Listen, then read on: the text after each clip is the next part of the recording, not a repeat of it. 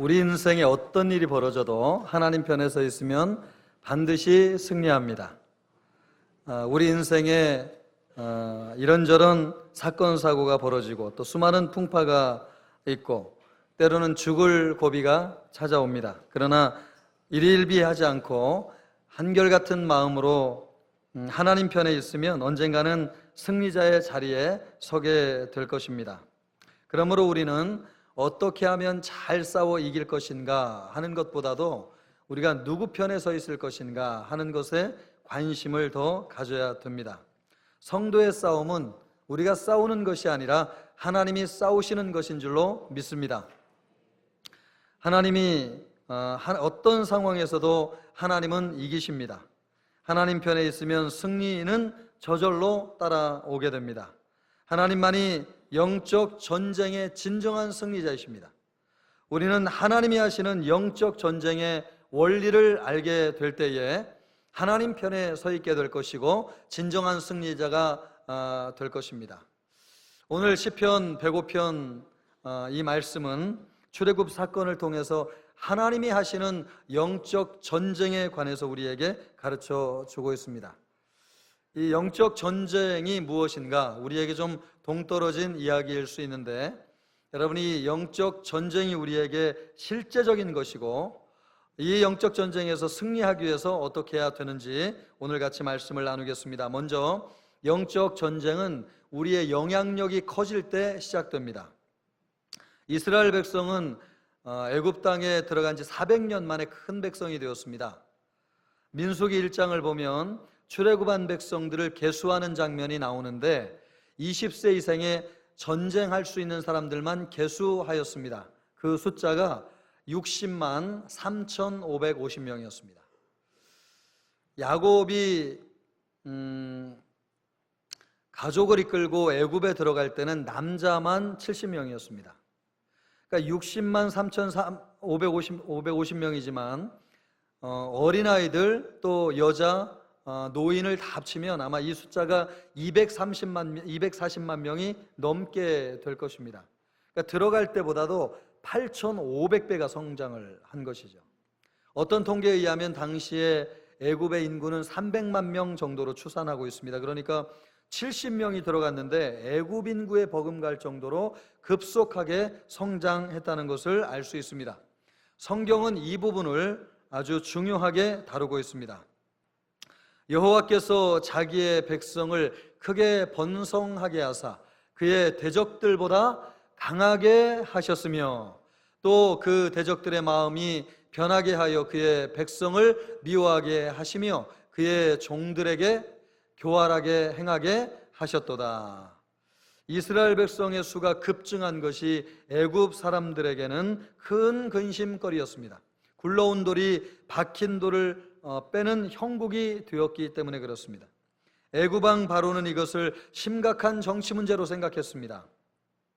요셉을 알지 못하는 새 왕이 일어나 애굽을 다스리더니 그가 그 백성에게 이르되 이 백성 이스라엘 자손이 우리보다 많고 강하도다.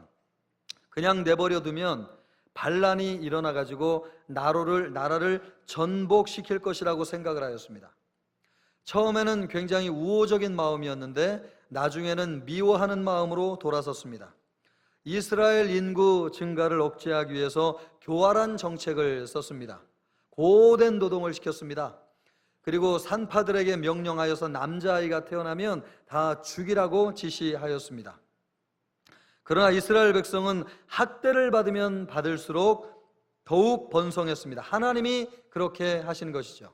하나님이 아브라함에게 약속하실 때에 너의 자손이 하늘의 별과 같이 바다의 모래와 같이 많아질 것이고 400년이 지나면 다시 가나안 땅으로 들어오게 될 것이라고 말씀하셨습니다. 그 약속대로 하나님께서 이스라엘 백성을 번성하게 하신 것입니다.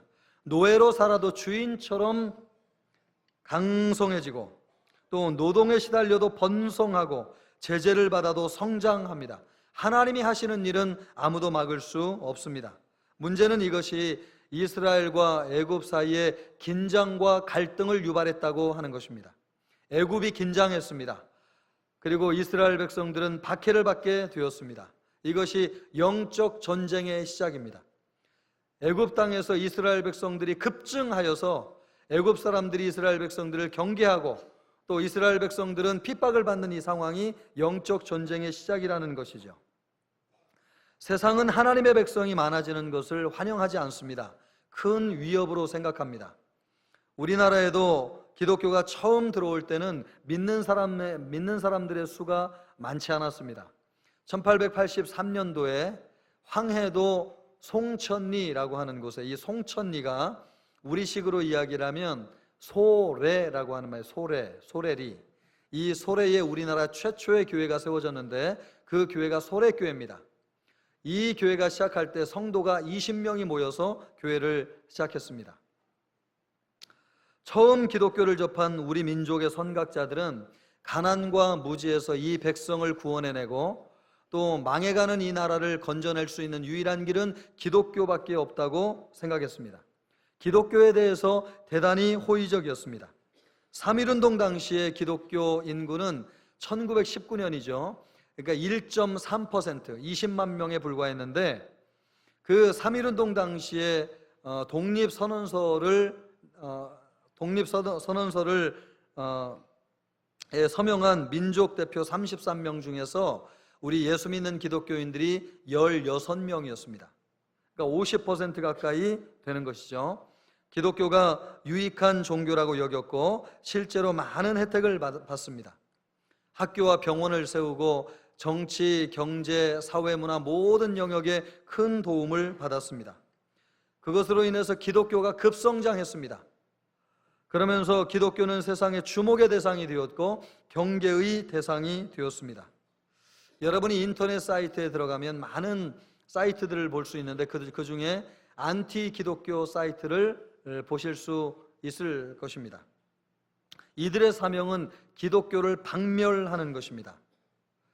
모 대학의 무신론 동아리는요, 전도 거부 운동을 벌이고 있는데 No thanks, 저에겐 당신의 전도가 필요하지 않습니다 라고 적힌 카드를 학생들에게 나눠주면서 전도하러 오면 그것을 내밀도록 하는 운동을 벌이고 있습니다.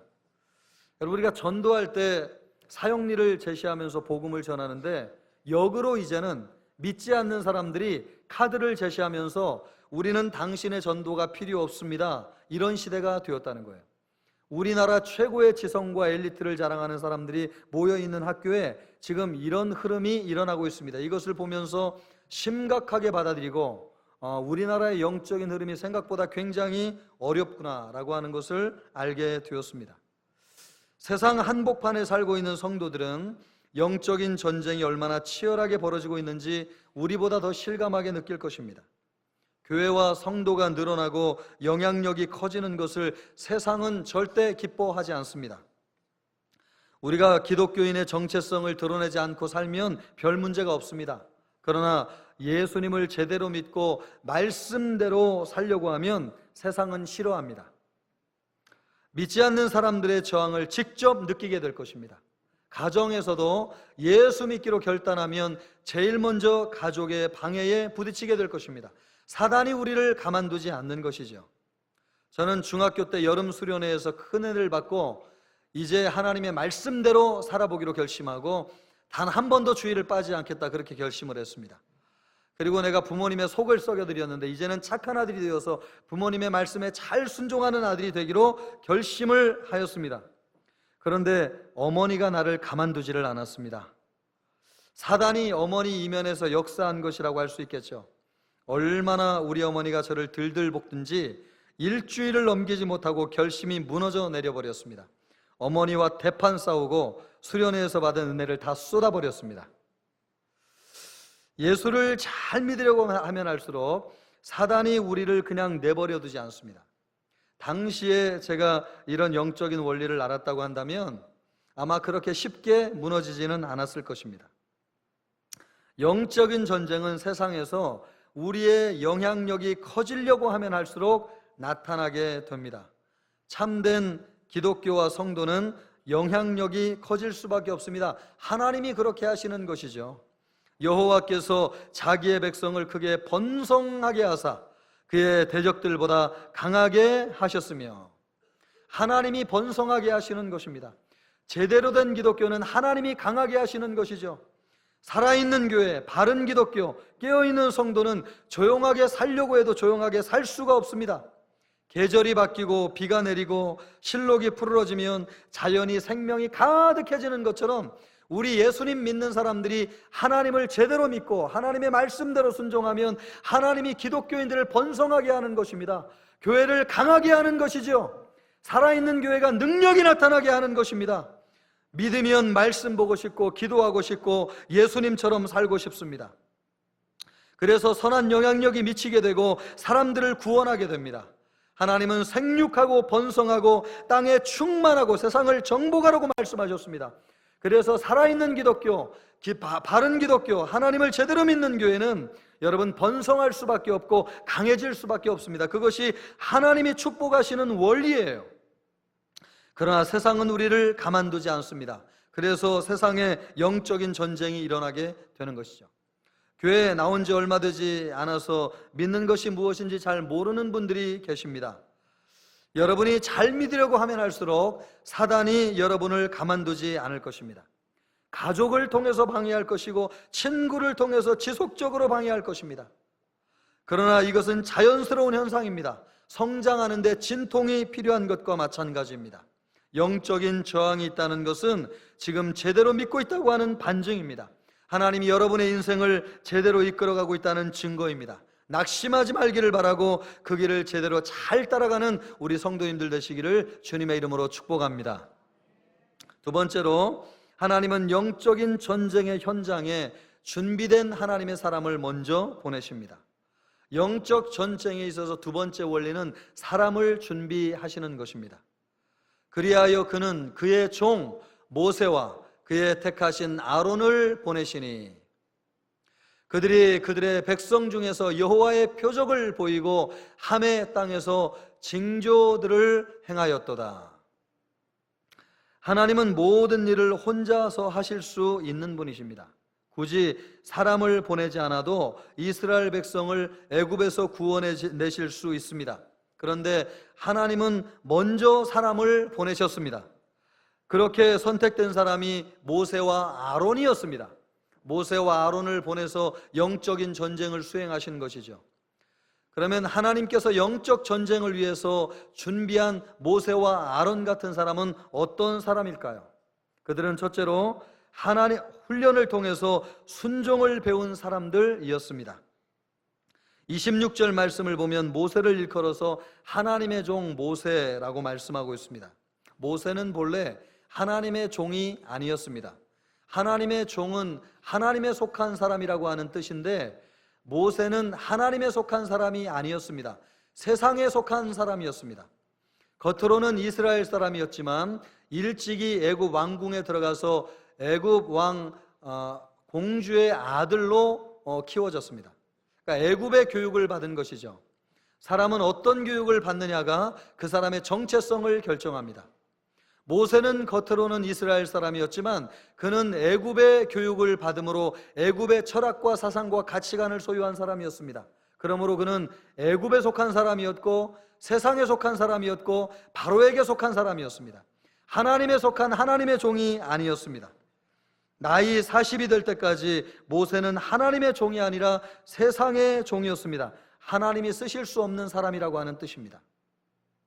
하나님이 모세를 광야에 40년 동안 머물게 한 이유가 무엇입니까?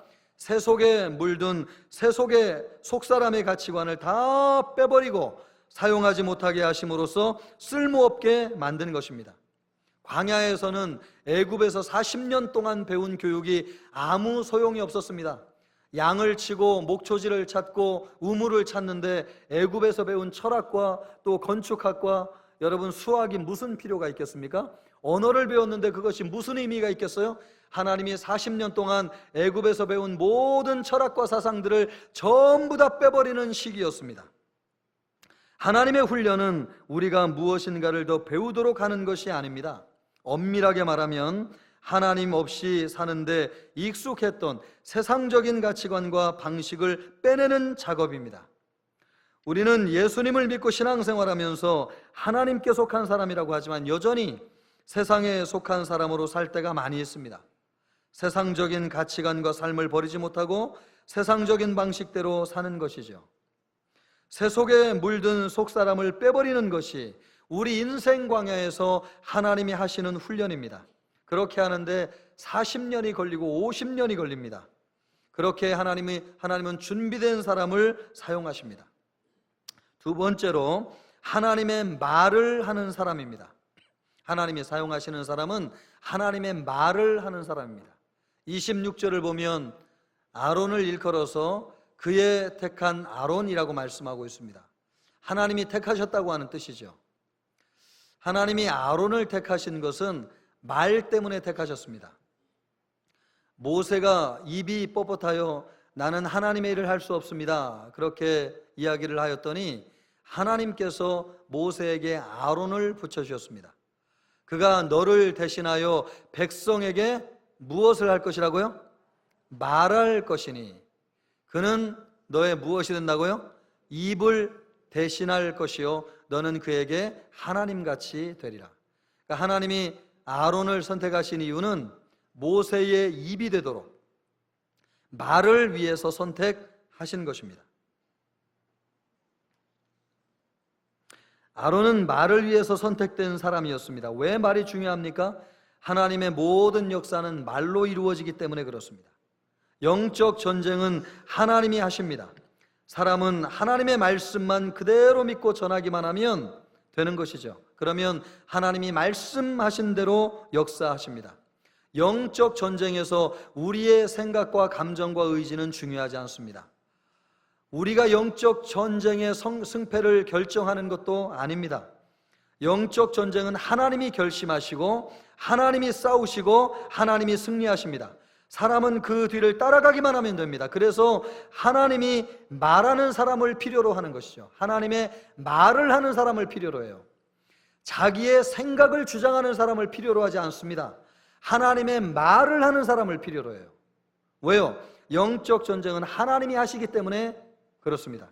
그래서 훈련을 통해서 순종하는 사람을 준비하시고 또 하나님의 말을 하는 사람을 준비하시는 것입니다.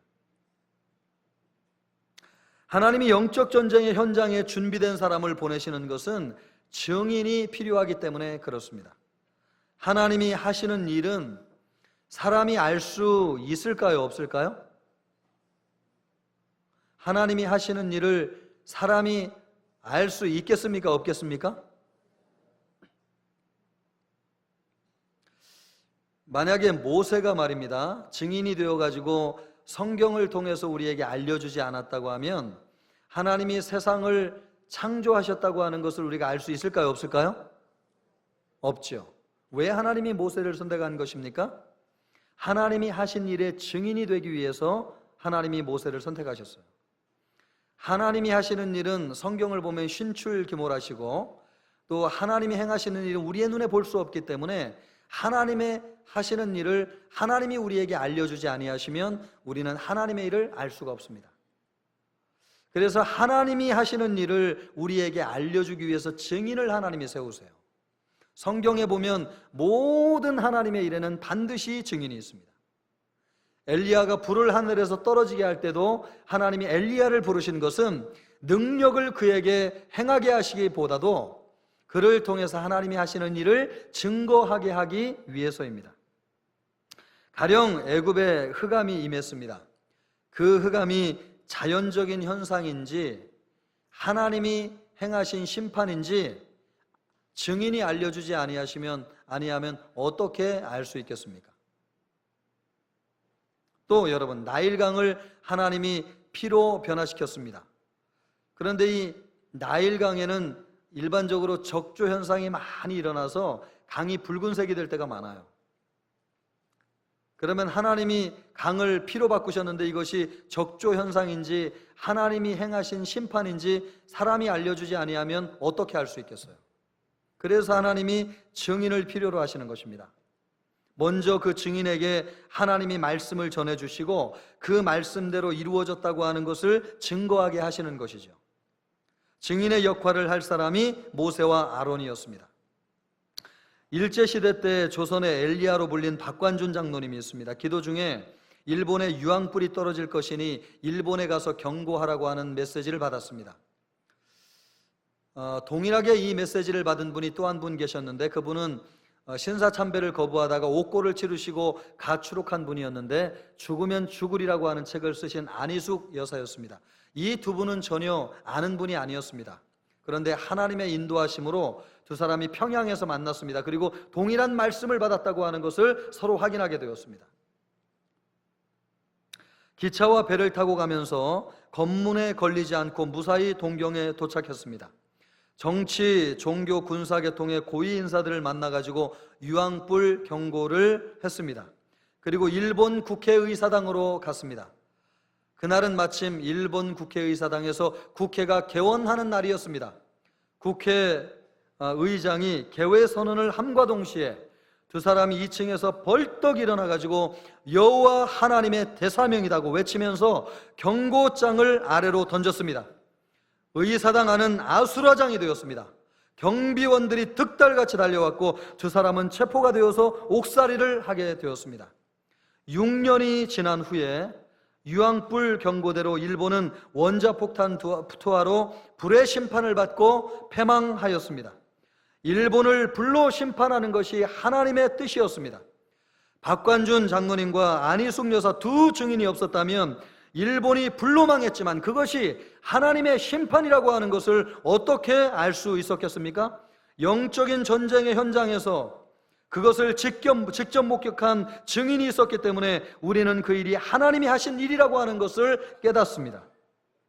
우리의 삶에는 하나님이 하시는 수많은 일들이 있어요. 그러나 대부분 그것을 모르고 지나가요. 지금도 하나님이 여러분의 마음속에 우리의 삶에 수많은 일을 행하고 계세요. 그런데 증인되는 눈이 없고 증인되는 믿음이 없기 때문에 하나님이 우리에게 행하시는 일을 경험하지를 못하는 것입니다. 그래서 하나님이 그 일을 경험할 수 있도록 증인을 준비하시는 것이죠. 우연한 만남인데 그것으로 인해서 오래 고민하던 문제가 해결될 수 있습니다. 사업 실패로 죽음을 결심하고 한 사람이 택시를 탔습니다. 그런데 이 기사가 손님의 의도와는 아무 상관이 없이 목적지까지 가면서 이 사람은 죽으려고 택시를 탔는데 목적지까지 가는 동안 이 기사가 자신의 간증을 계속하면서 말해요. 자기는 죽으려고 결심했는데 예수님을 믿고 살아나게 됐다고 하면서 당신도 예수님을 믿으라고 복음을 전하는 것입니다. 그 말씀을 듣는 가운데 이 사람이 한 가지 마음을 고쳐먹게 되었습니다. 그래, 마음을 고쳐먹고 한번 이 사람의 말대로 한번 해보자. 그래서 예수님을 믿기로 결심하고 교회를 나갔습니다. 그런데 거기에서 예수님을 믿고 그의 삶이 변화되었습니다. 저는 실제로 이런 사람을 만나봤습니다. 죽기 위해서 택시를 탔는데 거기에서 복음을 듣고 예수님을 만나가지고 삶이 변화돼가지고 예수님을 신실하게 잘 믿는 사람을 만났습니다. 여러분, 이것을 누가 하는 일이에요? 누가 하는 일입니까? 하나님이 하시는 일이죠. 그런데 사람이 이것을 알려주지 않으면, 증인이 이것을 알려주지 않으면 하나님이 이런 일을 하신다고 하는 것을 몰라요. 그래서 하나님이 우리에게 증인을 부르시는 거예요. 이 모든 것이 하나님이 하시는 일이지만 증인이 없으면 알 수 없습니다. 하나님은 영적 전쟁을 하실 때 증인을 먼저 보내십니다. 하나님은 우리를 증인으로 부르셨습니다. 여러분의 삶의 현장에서 하나님이 행하시는 일을 바라보시기를 주님의 이름으로 축원합니다. 하나님의 일에 증인이 되십시오. 그렇게 쓰임받기 위해서 주님이 우리를 부르셨습니다. 증인의 삶을 잘 감당하는 여러분이 되시기를 주님의 이름으로 축원합니다. 세 번째로는요, 영적 전쟁은 세상의 우상으로 세상을 심판하는 것입니다. 하나님은 애굽을 10가지 재앙으로 심판하셨습니다. 피, 개구리, 이, 파리, 가축, 독종, 우박, 메뚜기, 흑암, 장자 10가지로 심판을 하셨습니다. 그런데 시편 105편에는 순서가 다르고 재앙 수가 다릅니다. 먼저 흑암 재앙이 제일 먼저 나옵니다. 여호와께서 흑암을 보내사 그곳을 어둡게 하셨으나 그들은 그의 말씀을 지키지 아니하였도다. 시편 저자는 시적 자율성을 충분히 활용하여서 전달하고자 하는 메시지를 강조합니다. 김정우 교수님의 시편 강해를 보면 이런 순서와 배열은 하나님이 하늘과 물과 땅 순서로 심판하는 것을 보여주고 있고, 동시에 하나님께서 하늘과 물과 땅의 주인이심을 보여주는 의도가 있다라고 해석하고 있습니다. 분명한 것은 하나님이 이스라엘 백성을 구원한 것은 그냥 된 일이 아니라고 하는 것이죠. 하나님과 바로 사이에 엄청난 영적 전쟁이 있었습니다. 이 전쟁은 칼과 창으로 하는 전쟁이 아닙니다. 혈과 육으로 싸우는 전쟁이 아닙니다. 영적인 능력으로 싸우는 전쟁입니다. 그래서 이 전쟁을 영적 전쟁이라고 합니다. 하나님이 하시는 영적 전쟁은 세상의 우상으로 세상을 심판하시는 것입니다. 10가지 재앙은 애굽 사람이 우상을 섬기는 것들이었습니다. 하나님은 흑암으로 심판을 하셨는데요, 애굽은 태양신을 섬기는 나라였습니다. 그러니까 태양신의 이름이 레입니다. 레. 태양신의 이름을 레라고 합니다. 그리고 애굽 왕의 이름을 바로라고 하는데, 이 바로도 태양신의 아들이라고 하는 뜻을 가지고 있습니다. 그러니까 이집트, 애굽은 태양이 모든 것의 중심입니다. 달력, 또 절기, 건축, 농업이 태양의 움직임을 따라 이루어졌습니다. 태양이 사라지면 애굽의 모든 것이 정지합니다. 태양이 애굽에서 이 정도로 중요했어요. 그래서 이 태양을 신으로 모신 것입니다. 태양이 사라지면 이집트는 없어진다고 생각했습니다. 그런데 하나님이 흑암으로 그 태양을 덮어버렸습니다. 태양이 신이 아니라고 하는 것을 보여주시는 것이죠. 태양을 신으로 섬겼는데 태양을 중요하게 믿었던 만큼 그들에게 고통이 가중되었습니다. 태양을 바라보면서 인생의 소망을 가졌는데 태양이 흑암에 가리워지는 순간 그들의 마음속에 말할 수 없는 고통이 임하게 되었습니다. 그들의 인생 자체가 스탑되었어요.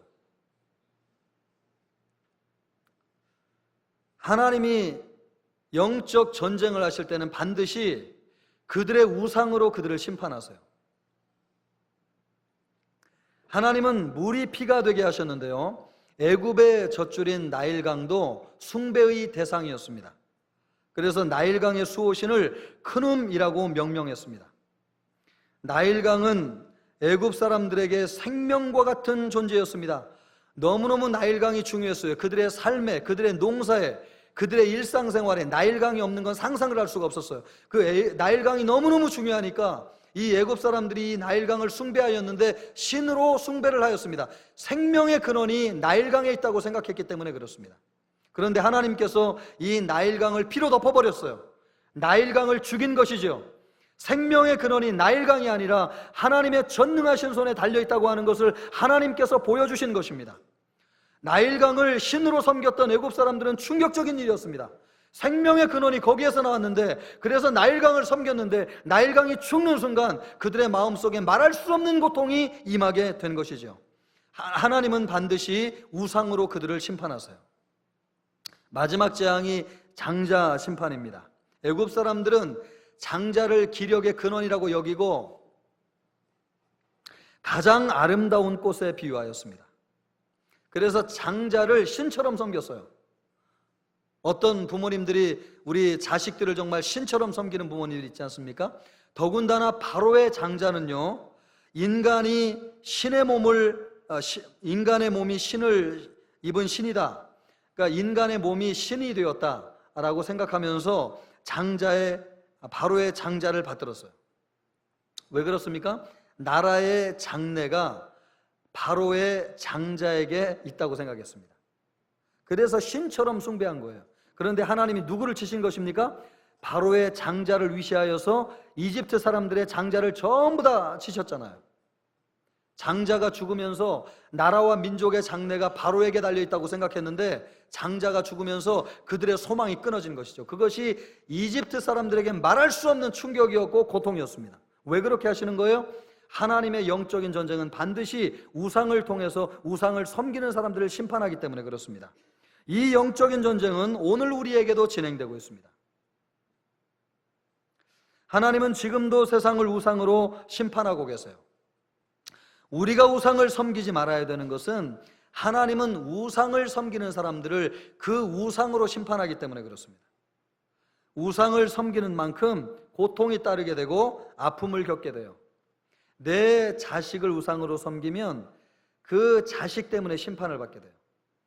남편을 우상으로 섬기면 그 남편 때문에 괴로움이 찾아와요. 여러분, 우리가 살고 있는 세상은 돈이 우상입니다. 돈이 신이에요. 돈 앞에 머리를 숙이지 않는 사람이 없습니다. 자본주의자들도 돈을 좋아하고 공산주의자들은 돈을 더 좋아합니다. 그런데 돈을 좋아하는 만큼 그 돈 때문에 심판을 받게 돼요. 고통이 따르고 괴로움을 당하게 돼요. 여러분, 이 말씀을 잘 기억하셔야 됩니다. 종말의 때에, 특별히 우리가 살고 있는 시대에 돈의 심판이 이루어져요. 왜요? 하나님의 심판은 반드시 우상을 심판함으로 그 우상을 섬기는 자들을 심판하기 때문에 그렇습니다. 그래서 우리가 돈을 우상으로 섬기잖아요. 반드시 하나님의 심판이 돈으로 나타나요. 아딸 떡볶이가, 여러분, 상호가 말이에요, 감탄 떡볶이로 바뀌었다고 하는 것을 여러분 아실지 모르겠습니다.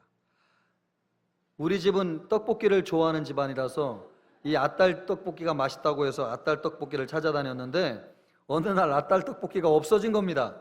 그래서 자세히 보니까 감탄 떡볶이로 바뀐 거예요. 이것이 아니 어떻게 된 일이냐 확인해 보니까 원래 이 아딸 떡볶이라고 하는 것이 아버지와 딸이 시작한 떡볶이라는 뜻이에요. 파주에서 시작했는데 이 떡볶이가 너무나 맛있어가지고 2대 앞까지 진출하게 됐습니다. 근데 이 딸이 결혼해가지고 사위를 맞아들였습니다. 그런데 사위가 사업수단이 참 좋은 사람이었어요. 그래서 이 아딸 떡볶이가 전국 체인점이 된 거예요. 그래서 엄청난 돈을 벌어들였습니다. 그런데 문제는 아버지가 돌아가시고 나서 이 딸 부부 사이에 경영권 분쟁이 생겨난 겁니다. 그래서 아딸 떡볶이의 명성도 다 잃어버리고 말이에요. 지금 부부가 갈라섰을 뿐만 아니라 사람도 잃어버리고 돈도 잃어버렸어요. 돈을 우상으로 섬기면 하나님이 무엇으로 심판하신다고요? 돈으로 심판하세요. 그래서 우리가 우상을 섬기면 안 되는 이유가 거기에 있어요. 또 하나의 우상이 무엇이냐? 인본주의가 이 시대의 우상입니다. 하나님도 필요 없고 종교도 필요 없습니다. 인간이 세상의 중심이에요. 인간이 신인 것이죠. 인간의 자유를 거부하는 것이 불의이고 인간을 불편하게 만드는 모든 것이 악이에요. 인본주의는 전통적인 가치관을 다 깨뜨리고 있습니다. 가정, 결혼, 성별, 직업, 국가, 인생관 모든 것들을 전부 다 변화시키고 있어요. 인본주의는 인간을 파괴하고 고통을 가중시키는 엄청난 심판으로 다가올 거예요. 이 시대에 왜 수많은 사람이 마음에 괴로움을 안고 씨름을 하면서 저주 가운데 고통 가운데 살아가느냐? 인본주의 신을 순상하기 때문에 그렇습니다. 그 인본주의의 핵심이 뭐예요? 개인주의예요. 개인주의. 다른 사람 필요 없고 내가 신이고 우상이에요. 그래, 나를 불편하게 하는 모든 것들이 악이고 죄예요. 인본주의를 섬기기 때문에 이 시대에 수많은 사람들이 고통을 당해요. 왜요? 하나님은 그가 섬기는 우상으로 그를 심판하기 때문에 그렇습니다. 인본주의가 교회에도 들어와서 우리의 신앙을 파괴하고 있습니다. 예배의 개념이 바뀌고 있습니다. 집에서 편하게 방송으로 인터넷으로 좋은 말씀 들으면서 예배하면 되지 꼭 힘들게 이렇게 더운 날 교회 가서 예배 드려야 될 필요가 무엇이 있냐고 느끼는 것이죠. 하나님 중심으로 신앙생활하는 것이 아니라 사람 중심으로 신앙생활하는 것입니다. 신앙의 형태는 갖췄는데 그 내면이 인본주의적으로 하나님을 섬기고 신앙생활하는 것입니다. 그래서 귀찮게 하고 불편하게 하는 것을 싫어해요. 성도의 교제도 싫고 소그룹에 참여하는 것도 싫고 심지어는 신방하는 것도 싫어합니다. 제가 들으니까 어떤 순장님은 말입니다, 순장님인데도 가정에 신방 오는 것을 싫어하는 순장님들이 있다는 얘기를 듣고 제가 충격을 받았습니다. 성경을 보면 초대교회는 떡을 떼면서 집에서 떡을 떼면서 교제했다고 하는 말이 있는데 갈수록 공동체보다는 개인 위주의 신앙생활을 하는 것을 보게 됩니다. 이런 인본주의가 교회를 허물고 신앙생활을 약화시키는 것이죠. 인본주의가 편한 것 같지만 이것 때문에 심판을 받아요. 왜요? 하나님은 우리가 우상 섬기는 것으로 우리를 심판하기 때문에 그렇습니다. 우리가 예수 믿을 때 하나님의 말씀대로 믿어야 될 줄로 믿습니다. 여러분, 하나님의 방법대로 하나님을 섬기세요. 하나님을 섬기고 하나님을 예배하는 것 같지만 속으로는 모세가 변화되지 않은 것처럼 그 중심에 세상적인 우상이 가득하여서 인본주의적인 방식으로 하나님을 섬기면 여러분 고통이 가중돼요. 왜요? 하나님은 우상으로 그 사람을 심판하기 때문에 그렇습니다. 우리가 하나님을 섬길 바에는 우리의 내면의 우상을 전부 다 제거하고 하나님의 말씀대로 주님 섬겨야 될 줄로 믿습니다. 하나님의 말씀대로 주님을 섬기십시오. 오직 하나님을 섬기는 주의 성도들 되기를 주님의 이름으로 축원합니다. 우리는 영적 전쟁을 두려워할 필요가 전혀 없어요. 하나님은 영적 전쟁으로 세상을 심판하시지만 우리는 구원하시기 때문에 그렇습니다. 영적 전쟁에서 낙오한 이스라엘 백성들이 단 한 명도 없다고 성경이 말씀하고 있습니다. 여러분, 이 말씀을 같이 한번 큰 목소리로 읽어보겠습니다. 마침내 그들을 인도하여 은금을 가지고 나오게 하시니 그의 지파 중에 비틀거리는 자가 하나도 없었도다. 할렐루야! 여러분, 이스라엘 백성 가운데는 비틀거리는 사람이 단 한 명도 없었다고 말씀하고 있습니다. 그 수많은 재앙이 애굽 땅에 임하였음에도 불구하고 하나님께서 이스라엘 백성들은 보호하여 주셔서 비틀거리는 사람이 단 한 명도 없는 줄로 믿습니다.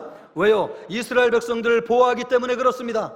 이 심판의 와중에 여러분, 우리가 전심으로 하나님을 믿고 섬기게 될 때에 이 세상적인 심판 가운데서 하나님이 우리를 보호하여 주실 줄로 믿습니다. 그래서 우리 성도들 가운데 비틀거리는 사람이 단 한 명도 없게 될 줄로 믿습니다. 여러분, 하나님만 섬긴다고 해서 가난해지는 것이 아니에요. 오늘 이스라엘 백성들이 출애굽할 때에 은금을 가지고 나와서 그것으로 하나님을 섬기고 성소를 짓는 데에 하나님께 예물로 드리지 않았습니까? 우상을 섬기고 돈을 섬겼던 이집트 사람들은 하나님의 재앙 가운데서 가지고 있는 모든 것을 잃어버렸습니다. 그러나 하나님을 잘 섬긴 이스라엘 백성들은 가난해진 것이 아니라 오히려 풍요하게 되었고 여러분, 부하게 된 줄로 믿습니다. 하나님만 잘 섬겨도 하나님이 우리를 풍성하게 인도하여 주실 줄로 믿습니다. 우리가 살고 있는 시대가 어떤 시대예요? 물질과 인간을 우상처럼 섬기는 시대에 살고 있습니다. 이로 인해서 세상에 심판이 일어나게 될 거예요. 여러분, 돈으로 인한 심판이 우리를 찾아올 것입니다.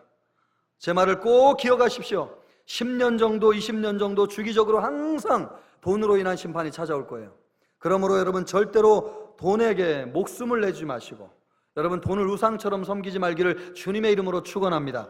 지혜 있는 성도는 돈으로 돈을 벌지 않고 여러분, 열심히 일해서 돈을 버는 성도인 줄로 믿습니다.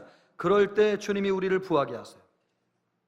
또 인본주의 가치관 때문에 수많은 괴로움이 찾아올 것입니다.